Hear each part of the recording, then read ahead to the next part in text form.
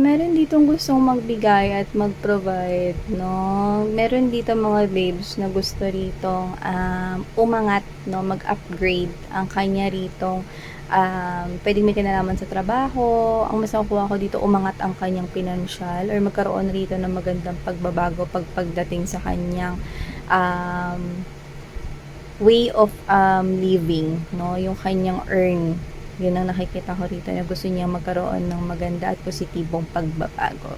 Okay? So, this could be you or this could be the person that you're dealing with. Okay? Pero kung sino man ito, gusto niya talaga makapag-provide, okay, ng something or makapagbigay ng something. I'm hearing more. So, maaaring makapagbigay ng more, okay, sa'yo or makapagbigay ng more sa isang sitwasyon. So, let's keep moving. Yeah. It's genuine. I'm sensing that. Why? Because this person loves you.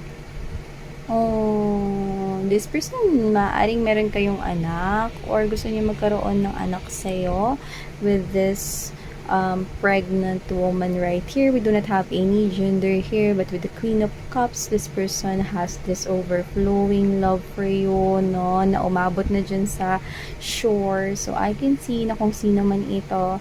This person, kung wala man ditong involved, no, na child, or kung hindi naman kayo expecting mom, yun nga, maaaring gusto niya magkaroon ng pamilya sa'yo rito dahil minamahal ka niya, no, pero gusto niya rito mga babes, no, ng new life, new beginning sa inyo, yung maganda. Okay?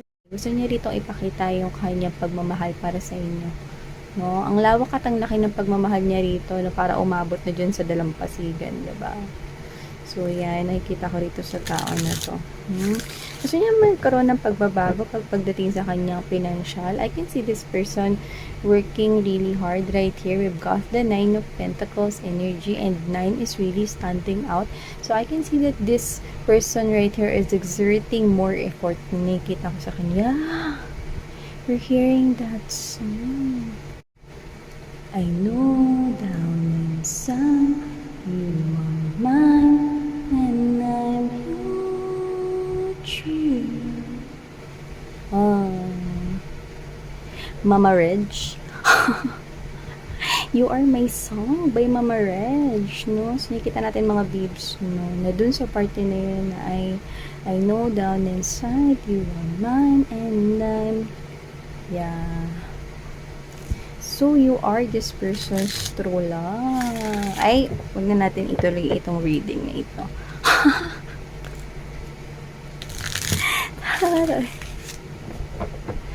In love na naman ito sa inyo.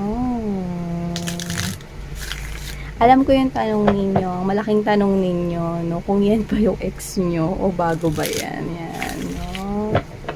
Ito yung taong laman ng iyong panaginip.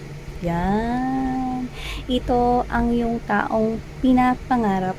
Yan, no? At nakikita ko dito na pwede ka nang magbunyi kasi hindi ito ang ex mo. Yan. This could be a new connection. You could be in a new relationship right now. Or maybe this person is not yet coming. Okay? But expect mo na. Yan. Diba? Let's see. Let's see. Ano pang dapat nating manose detail?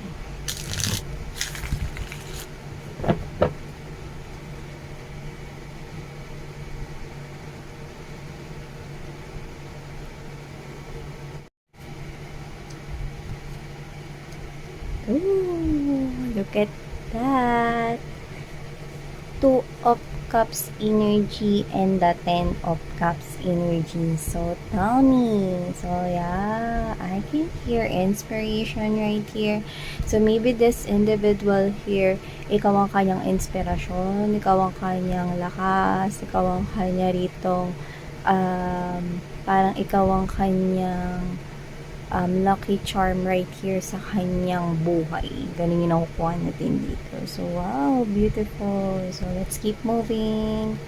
And we have here the Knight of Coins energy.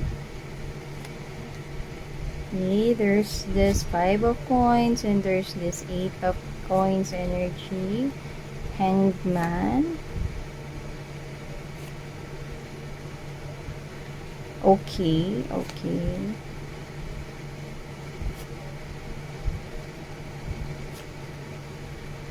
Okay.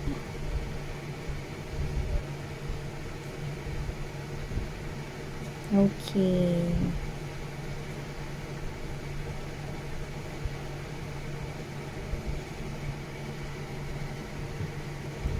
No wonder na narinig natin ang You Are My Song ni Miss Reg V. So, nakikita ko dito mga babes, no, na kung sino man itong tao na to, no, mahal ka niya at minamahal ka niya. So, nakikita ko tong tao na to mga babes, no.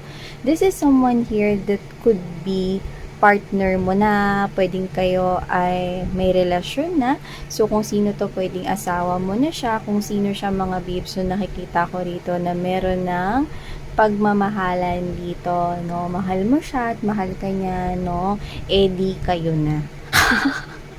But I can see love right here, no? That this person has for you. And we have here this Knight of Coins energy, Five of Coins, and there's this Eight of Coins energy wherein I can see na meron ritong para siya ritong iniinda. Nakakita ko rito ng sakripisyo, no? Pwede kasi mga babes na hindi mo to alam because right at the center of this reading is we have here this Moon card energy. So what I'm picking up right here is that there is someone na maaari ritong nahihirapan siya sa sitwasyon niya na may kinalaman sa trabaho, no? Nahihirapan or baka meron siyang struggle rito pagdating sa kanyang work, no? Parang nararamdaman niya na walang improvement or walang paggalaw, no, na progress dito sa kanyang trabaho, pero carry lang, okay lang. Kasi kasama ka naman niya, kasi andyan ka naman, inspirasyon ka niya, yung nakita natin dito. Kaya kung sino man tong person na to, no, napakalaking bagay, no, na dahil andyan ka, parang pakiramdam niya kaya niya lahat, no? So, kung sino man to mga babes, no, I think, nililihim niya sa'yo rito, no, na parang meron siya rito mga dinadala, nililihim niya sa'yo rito, no, na nasa isa siya rito uncomfortable place, no, and we have here this kind of, parang, ayaw ka na niyang mag-alala, ayaw niya nang isipin mo ito, okay? So, this could be someone na pwedeng hindi mo pa siya asawa, pero pwedeng ka live-in naman para sa iba. So, pwede rin naman hindi ka live-in, pero boyfriend and girlfriend, or baka kayo to, no, napapunta na kayo dun sa pagkakaroon ng label sa relationship. This person values you a lot. Okay? Alam mo man ito or hindi mo ito alam, this person values you a lot. Okay? So, as what I'm picking up right here, this is the type of person na talaga naman na sobrang ayaw kanyang ma-stress. Parang para sa kanya, okay lang na siya yung ma-stress. Basta ikaw, hindi ka ma-stress. So, I can see that whoever this individual is, I'm picking up na this person is kakayanin niya. Pwede mo pamilya na kayo rito. No? Or pwedeng gusto niya magkaroon kayo ng pamilya together. Kaya parang dito tinitiis niya. Iba pwedeng nasa malayo kasi siyang lugar. Basta nasa isang hindi siya ganun ka-komportabling sitwasyon pagdating sa kaperahan or sa kanyang trabaho. So, yung iba pwedeng challenging or may challenge na hinaharap pagdating sa money, coins, and finances. Yun yung nakikita ko dito. And kung sino man ito, whoever is this individual here, I'm picking up that this is someone na, alam mo yun, pwedeng naghahanap pa lang siya ng trabaho or siya ito, no, na merong gap pagdating sa status ninyo. Okay, sa buhay. So, pwede pong ganun para sa iba. So, gayon pa man, kahit nagsistruggle siya rito, no, basta andyan ka, okay lang, okay? Pinoprotektahan niya na wag niyong malaman to, no? So, yung iba parang siguro tinitiis or nagtitipid rito, mga babes, no? Ng kanyang pagkain or tinitipid niya yung sarili niya, no? Basta makapag-provide siya sa'yo or kung meron man kayong mga anak, no, napupunta lang sa inyo, no, tsaka sa mga bata. Someone here is sacrificing, okay, his or her own, okay, na parang kahit wag na ako, kahit ikaw na lang at saka yung mga bata. Yan. So, I can see right here that this person is kahit napagod na siya, no, when it comes to his or her work, no, pagdating naman niya sa bahay, no, nakikita niya lang kayo, okay na siya. Yan, no? Ikaw at kung meron mang mga anak or mga batang involved dito, no? Ikaw at ang mga bata ang kanyang inspirasyon, no? At hindi siya mapapagod, no? Sinusubukan niya rito i-balance ang lahat. Alam mo, nakikita ko siyang nagtitipid sa food. Nakikita ko siya nagtitipid sa pamasahe. Nakikita ko siya nagtitipid, no? Na kahit na meron siyang mga bagay na gustong bilhin or kahit nga yung mga needs or yung pangangailangan niya, sinasantabi niya na lang yan, no?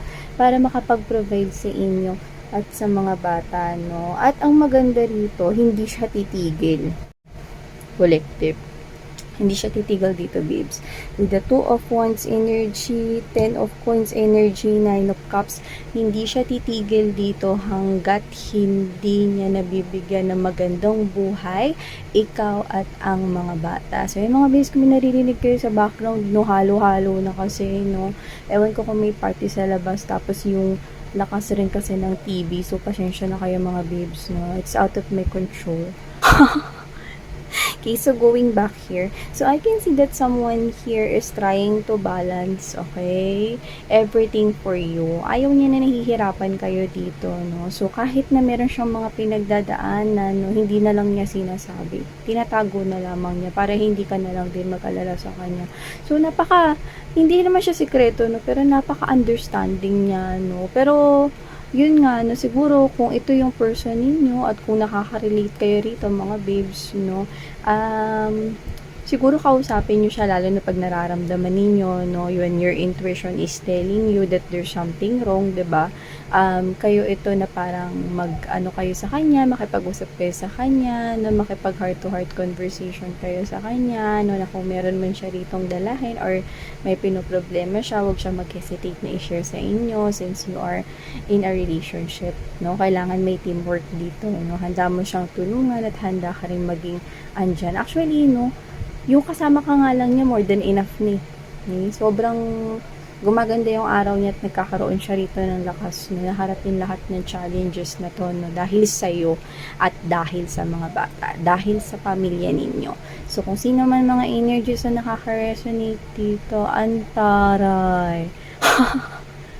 Kitang-kita ko mga babes, no, kung gaano kanya kamahal dito, no. Ayaw kanyang mag-alala, no. Gusto niyang iparana sa'yo rito, no, itong 10 of Coins energy at gusto niya gawin ito, no, sa'yo, no, ng buong lakas. Alam mo, isa lang yung pangarap niya rito, no, ang makapag-provide sa inyo ng mga bata, no, ng magandang kinabukasan, no, makapagbigay rito, makapili ng magandang school kung saan nila gustong pumasok, no, magmula sa school hanggang sa universidad, no, at gusto niya rito, mga babes, no, na madala kayo, no, makapagbakasyon, no, makakain sa, alam niyo yun, no, sa masarap na restaurant, yung mga pagkain doon, no, gusto niya kayo rito na magbakasyon, no, sa beach, yan, or gusto niya rito makapag-provide, no, ng buhay na, alam niyo yun, no, yung marangyang pamumuhay, no, yung nakikita ko sa kanya, ayaw niya ibigay lang sa inyo yung okay lang na buhay or tamang buhay lang na gusto niya talaga ma-provide dito,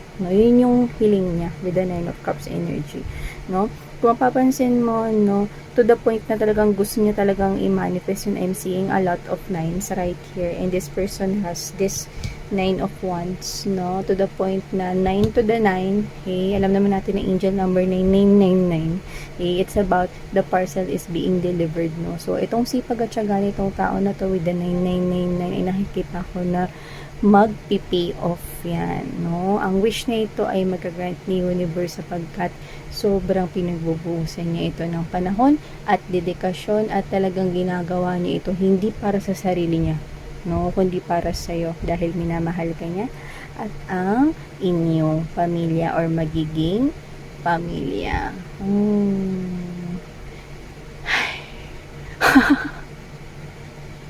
In love na naman kayo.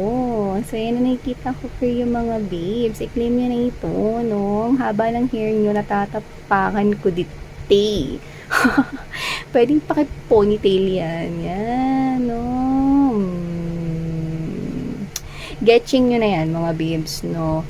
Worth the keep yan, kung sino man yung person nyo na yan, no? Nakikita ko rito na yan yung klase ng person, no? Na talagang yung pagmamahal niya para sa inyo ay puro yan, no?